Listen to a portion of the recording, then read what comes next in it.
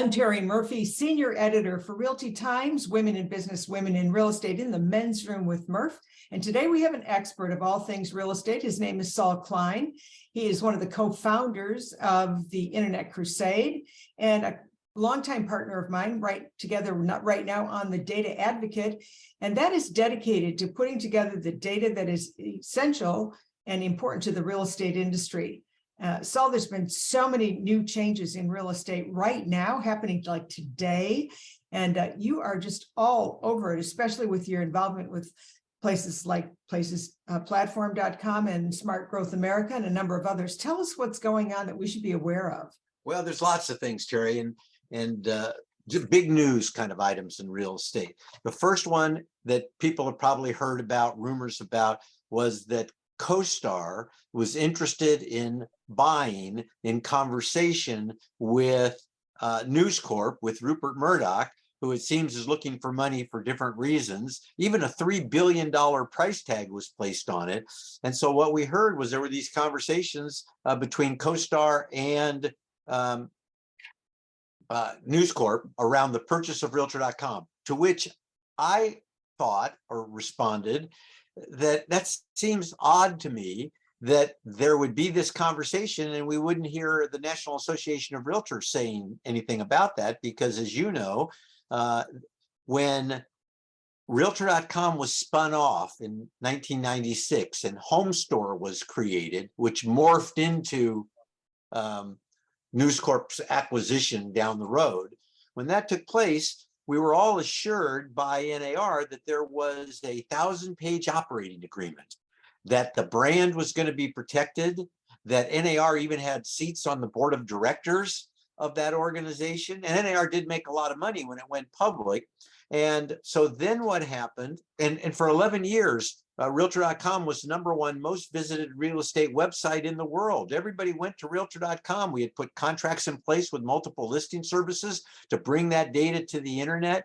Well, in the early 2000s, some of these upstarts came along, like Zillow and Trulia. And in time, they actually became the #1 most visited real estate website in the world. And the contract, the 1,000-page operating agreement, really was placed handcuffs on Realtor.com to the point where it couldn't compete. And so a couple of times over the course of 20 years, that 1,000-page operating agreement was watered down. Now, the degree to which it was watered down, I can't tell you, but I can't believe that it was watered down to the point where the current owner could sell it without NAR's permission. Now, maybe that's so, but it just doesn't seem like NAR would allow that to and release those strings to that degree.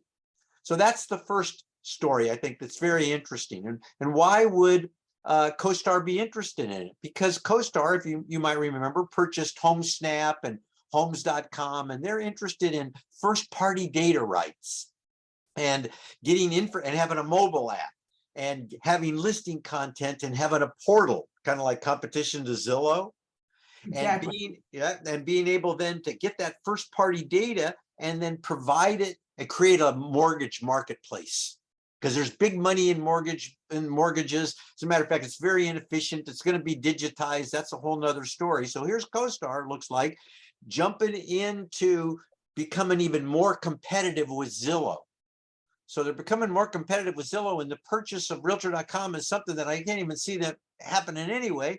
And then I heard, because Inman Connect in New York was last week, and Brad posted something on his LinkedIn page, and I follow Brad, that said, Zillow's come to the table, that Zillow's interested. And then I'm thinking, wait a minute, they're a broker and they're a member of NAR, aren't they? And what if you were Coldwell Banker or one of these other entities? What would you think if your competitor were able to purchase the Realtor brand? I can't see that. And so I think big news. Big news, #1, Realtor.com is for sale, it appears. #2, the entity's interested in it. I think that's big news to people. It's also concerning, but go ahead. So that's a big news piece I think people ought to keep their eyes on. Another thing that happened this last week was a court said to the Department of Justice that it could not renege on a settlement that it made with the National Association of Realtors over antitrust matters around the clear cooperation policy and other offers of compensation. So an important distinction here is we've got some really big plays going on from a litigation perspective. We've got civil lawsuits, which have turned into class action civil lawsuits against the National Association of Realtors. And then we've got the Department of Justice and the Federal Trade Commission going after. I mean, that's like NAR versus the United States of America. I was just going to say that's Goliath, but go ahead. And so what happened was NAR, which is, it's done this in the past, done a great job in its legal department in coming up with settlements to avoid litigation with the Department of Justice. And they had done that again. But then we had a change of administrations. We have new people coming to the FTC, new people coming to the Department of Justice, and those new people said, we're not bound by this agreement that we made with the National Association of Realtors. And they backed out of the settlement. And of course, NAR said, you can't back out of the settlement.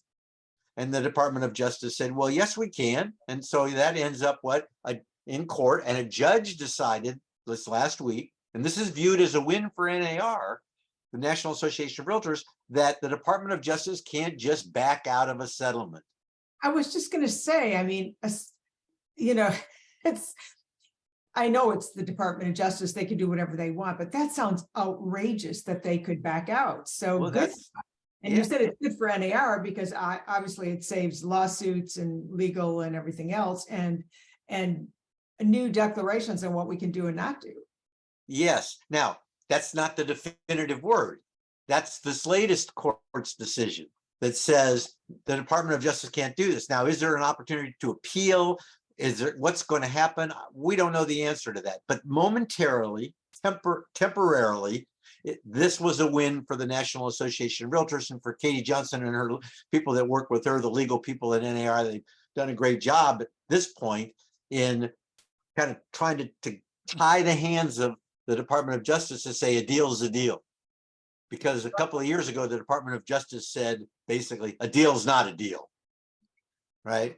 So that was another very valuable piece that we saw pop up last week. And let's see, I've made some notes here, see if there's anything else I think is important. How about the biggie that Smart Growth America released a whole deep report on data that's so tangent to what real estate's going to be doing in the next couple of years, and starting in your hometown of San Diego. Yeah, so San Diego is one of the places that look at. So Smart Growth America with Places Platform, a company, technology company and a data company, they came together and did a study on 35 major metros in the United States and came up with some interesting statistics. And some of the things we knew and some of the things we didn't know. And it's all about the use of the land, what is produced from the use of the land, where and what parts of a metropolitan area might we see appreciation and growth, what parts might we not see appreciation and growth. Now, couple of interesting things I think were when COVID hit, everybody kind of thought that proximity was dead. And the idea that people were kind of thinking proximity, we want to live in the big city, we want to be close to where we can shop, we want to be close to services. And then when work from home happened because of COVID, we heard we heard people saying, we want to live, we don't want to come to work, we want to live out in the country. And so it looked like this whole idea of people coming to work in a metropolitan area was going to die. And what the foot traffic ahead report is showing is that's not necessarily the case. It's the opposite. That while there is temporarily a lag and the growth wasn't what it had been, the fact is that there are price premiums on rents and on purchases in certain metropolitan areas that we kind of thought we wouldn't see. And so you're right. If people have an opportunity, they should go to smartgrowthamerica.org, look for Foot Traffic Ahead 2023. It's about an 80-page report. And, as a real estate professional, understanding and being able to counsel people about what's taking place is really valuable. And this is a free report, and people ought to get their hands on it and scour it and then look and see how it affects their particular area. Not only that, but it creates real expertise for an agent in the field as they help clients and customers make informed decisions. And rents, of course, they talk about rents going up. They talk about the walkability factor, how diminishing support of cars and how that's going to help infrastructure. I mean, you've got so much information that you can share. And Well, I know this whole idea of walkability is interesting because it ties into housing affordability. yes. And so Yes. one of the biggest problems, at least that I see, and that most people will talk about today, if you're in the real estate industry, is affordability. And how can we make properties more affordable? And so if you think about it, the lumber's probably not going to get cheaper.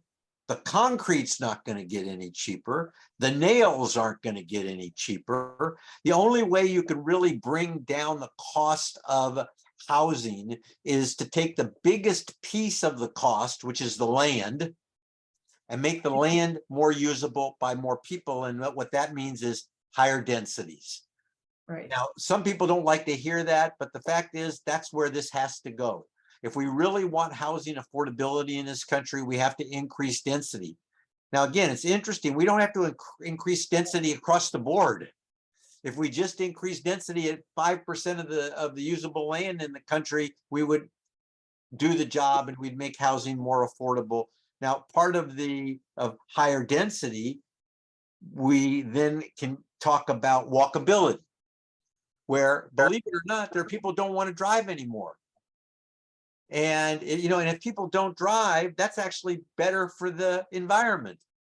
For the environment, for the infrastructure, for so much. Well, and imagine if you don't have to pay for 2 cars or 3 cars. Now you can afford to buy more real estate There you go. because you're not supporting another car.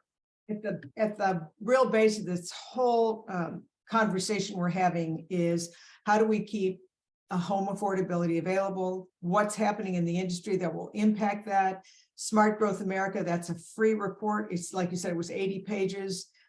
It really defines some interesting data on how the migration of real estate and its progression and people being able to afford it or not. There's so much going on, and I know that you post every day on LinkedIn, and we do post on the dataadvocate.com. Tell us the best way to reach you, Saul, to get up for consulting, or to have you featured on another program like this one, because you are definitely in the center of things. Let's just put it that way, as you have for many, many years. Well, we try to follow it. So I'm on LinkedIn. You can find me on LinkedIn. Or you can send me an email to saul@saulklein.com. That's easy enough, saul@saulklein.com.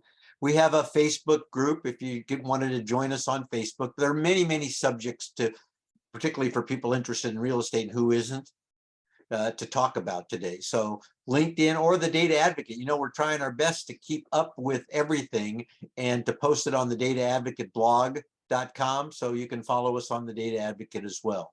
Join us on Facebook on Real Talk. I was just going to say, Real Talk would be a really good one. And what about Real Town? And Real Town sponsors all these groups. So if you went to Facebook, you'd find Real Talk. And if you're association executive, we have a group for association executives. If you're interested, if you're in leadership at the national or at any level of organized real estate, we have a group for presidents and past presidents and leaders. But this is all about sharing and collaborating. And there's just so much, it can get confusing for people. So we try to simplify it, put it in bite-sized pieces for people. Well, Saul Klein, you are an expert, always been generous about sharing. One of the people that started ePro and taught it all over the country. The Internet Crusade brought websites to what now we know all the people on Realtor.com. You're literally a legend of major service to the real estate industry. Thanks for joining us, and I hope you'll join us again soon. Well, anytime, you let me know. Thanks for joining us. I'm Terry, Realty Times News and RealtyTimesTV.com. Join us again for another segment on real estate here at Realty Times. Thanks for joining us.